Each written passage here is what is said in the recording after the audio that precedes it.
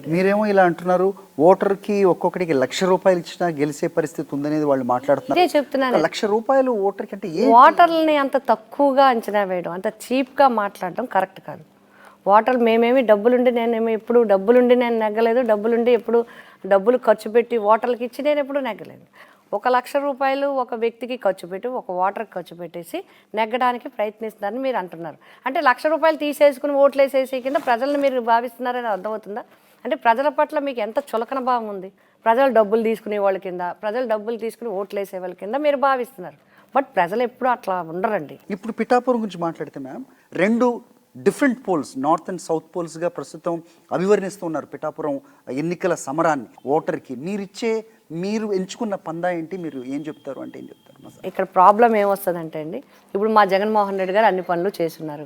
ఈ 5 సంవత్సరాల నుంచి సంక్షేమ పథకాలు కానీ అభివృద్ధి పథకాలు కానీ మేము చేస్తున్నాం. కాబట్టి మాకు పాజిటివ్గా ఉంది. ప్రజలు కూడా మాకు మద్దతు, జనం మనసులో జగన్ గారు ఉన్నారు, జనం మనసులో వంగా గీత అభ్యర్థిగా నేనున్నాను. కాబట్టి దీన్ని డిస్టర్బ్ చేయాలి ఏంటంటే, దీన్ని ఏదో రకంగా అలజడి సృష్టించాలి, లేదా కులాల మధ్య విడదీయాలి, లేదా డబ్బులు పనిచేస్తున్నారనే ఒక అసత్య ప్రచారం చేయాలి. ₹1,00,000 పనిచేస్తారంటే మారిపోయేవాళ్ళు మారిపోతారేమో, ఎలా చేస్తారని. పోనీ ఏదైనా చూడండి, అవతల పార్టీ నుంచి ఇదిగో మేమేం చేసాం, మేము ఇది చేయబోతున్నాం, ఇదిగో మా పార్టీ ఇది, మా పార్టీ విధానాలు ఇది, రేపు ఎన్నికల్లో నెగ్గితే మా విధానాల ద్వారా ఇది చేస్తామని ఎక్కడైనా చెప్తున్నారా? ఎక్కడ చెప్పరు. డబ్బులు పనిచేస్తారు అంటే ఇంకొకటి కూడా ఉంటుంది. రేపొద్దున అంటే విజయం ఎలాగూ వైసీపీ పార్టీకి తథ్యం అనేది తెలిసిపోతుంది. తథ్యం పిఠాపురంలో కూడా 100% తథ్యం, 100% తథ్యం. నేను ఎందుకు చెప్తున్నానంటే, ప్రజలకి నా మీద ఉన్న నమ్మకం, ప్రజలకి జగన్ గారి మీద ఉన్న నమ్మకం, ప్రజల మీద నాకున్న నమ్మకం, ప్రజలతో ఉన్న నా సత్సంబంధాలు, ప్రజలతో నాకున్న ఆత్మీయత, అది కూడా కులాలకి మతాలకి అతీతంగా, వయసులకు అతీతంగా ప్రతి ఒక్కళ్ళు నన్ను వాళ్ళ ఇంట్లో మెంబర్ కింద భావిస్తారు. నాకు తెలిసిన నా లైఫ్ అంతా కూడా నేను పబ్లిక్తోనే ఉన్నాను. అందులో అత్యధిక అభిమానం పిఠాపురంతో ఉంది నాకు. ఎందుకు? పిఠాపురం ఇంటి కోడల, పిఠాపురం ఇంటి మా ఆడపడుచు, పిఠాపురం ఇంటి బిడ్డను నేను. మా ఎవ్వరు కూడా నన్ను చేయబడికి లోపల తీసుకెళ్తారు. ఎవరైనా సరే రోడ్డు మీద ఒక్కసారి రామ్మంటారు, ఏదో చేతిలో పెడతారు, పండు పువ్వు కాయో లేదా బొట్టన్నా పెట్టేస్తారు. మా అమ్మ వచ్చింది, ఆడపడుచు వచ్చింది, బొట్టు పెట్టేస్తారు, పువ్వు చేతిలో పెడతారు. ఎందుకంటే నన్ను ఓన్ చేసుకుంటారు. అది నా పూర్వజన్మ సుకృతం.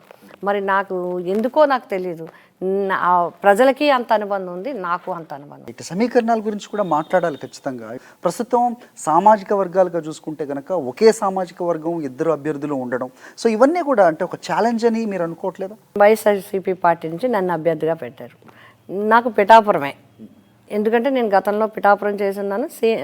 మన ముఖ్యమంత్రి గారు ఒక మహిళకి ఈ పార్లమెంట్ నియోజకవర్గంలో ఈ జిల్లాలో ఒక మహిళకి ఇవ్వాలనుకున్నారు. ఆ అవకాశం నాకు దక్కింది, నా అదృష్టం.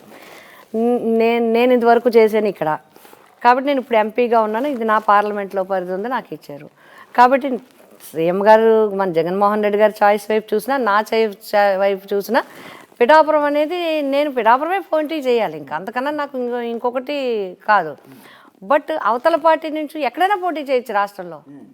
నేను చూస్ చేసుకుని 90,000 మంది కాపులు ఉన్నారా, లేకపోతే ఇంతమంది ఎస్సీలు ఉన్నారా, ఇంతమంది బీసీలు ఉన్నారా, ఇన్ని పథకాలు ఇచ్చామా, ఇది కాదు నేను రావాల్సింది. ఎంతమందికి కలిపి నన్ను సపోర్ట్ చేస్తారు, ఇంతమందికి నేను రేపొద్దున ఎలా సేవ చేయాలనే దాంతోనే వచ్చి. మీ పార్టీ చెబుతున్న సోషల్ ఇంజనీరింగ్ అనేది పర్ఫెక్ట్గా అమలు అవుతున్న దాంట్లో పిఠాపురం ఉంది అనుకోవచ్చు. ఇప్పుడు ఇక్కడ జనరల్గా 2 పార్టీలు కాపులకి ఎంచుకున్నాయి. వాళ్ళ అలయన్స్లో వాళ్ళు కాపులు ఎంచుకున్నారు, ఎంచుకున్నారు. అట్లాగే ఇంచుమించుగా కాకినాడ జిల్లా అంతా కూడా ఇదివరకు 21 ఉన్నప్పుడు అన్నీ అయ్యాయి. ఇప్పుడు 3 జిల్లాలకి మారినా కూడా ఇదే ఈ విధానమే ఉన్నది. ఇప్పుడు నేనేమంటానంటే, సీఎం గారు కూడా ఇక్కడ కాపు కాబట్టి కాపు నెగ్గుతుందని ఇవ్వలేదు. వంగా గీత ప్రజలతో ఉంటుంది కాబట్టి తప్పకుండా నెగ్గుతుందని ఇచ్చారు. వంగా గీత గారు ఎలా చూస్తారు? పిఠాపురం నుంచి పోటీ చేస్తాను అన్న తర్వాత మళ్ళీ కాకినాడకు వెళ్ళే యోచనలో జనసేన అధినేత ఆలోచనలు చేస్తున్నారు అంటే కనుక మీరేం చెప్తారు? అంటే గెలుపు వరకు ఆ ఒక్క మాటకి అయితే నేను ఖచ్చితంగా జగన్ గారి మద్దతుతో, మా ప్రజల దీవెనతో, మా క్యాడర్ సపోర్ట్తో నేను గెలుస్తాను. 2 అవతల పార్టీ, అది వాళ్ళ ఆలోచన. అక్కడికి వెళ్ళాలా, ఇక్కడ ఉండాలా, ఏం చేయాలన్నది నేను అనుకుంటున్నాను, క్లారిటీ లేదు. గెలుపు మీద నమ్మకం ఉన్నా నేను అలాగ వదలను. ప్రతి ఒక్క ఓటర్నే కలుస్తాను, ప్రతి ఒక్క కుటుంబాన్ని కలుస్తాను నేను. ఎందుకు అంటే అల్టిమేట్గా రిజల్ట్ ఇవ్వాల్సింది, అల్టిమేట్గా తీర్పు చెప్పాల్సింది ప్రజలు.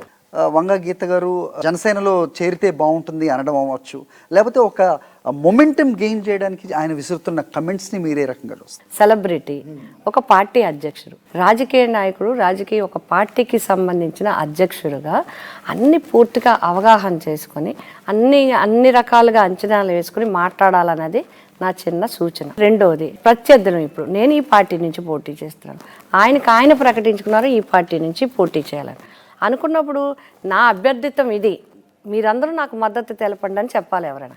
నేను చెప్తున్నాను ధైర్యంగా, నా వెనక జగన్ అని ఉన్నాడు, నేను క్యాండిడేట్గా మీకు గతంలో పనిచేశాను, ఇప్పుడు పనిచేస్తాను, నా వెనక క్యాడర్ ఉన్నారు, మేమందరూ నన్ను గెలిపించండి, నేను మిమ్మల్ని గెలిపిస్తాను. ఈ మాట నేను ఎందుకంటే మీరు నన్ను గౌరవించండి, నేను మిమ్మల్ని గౌరవిస్తాను.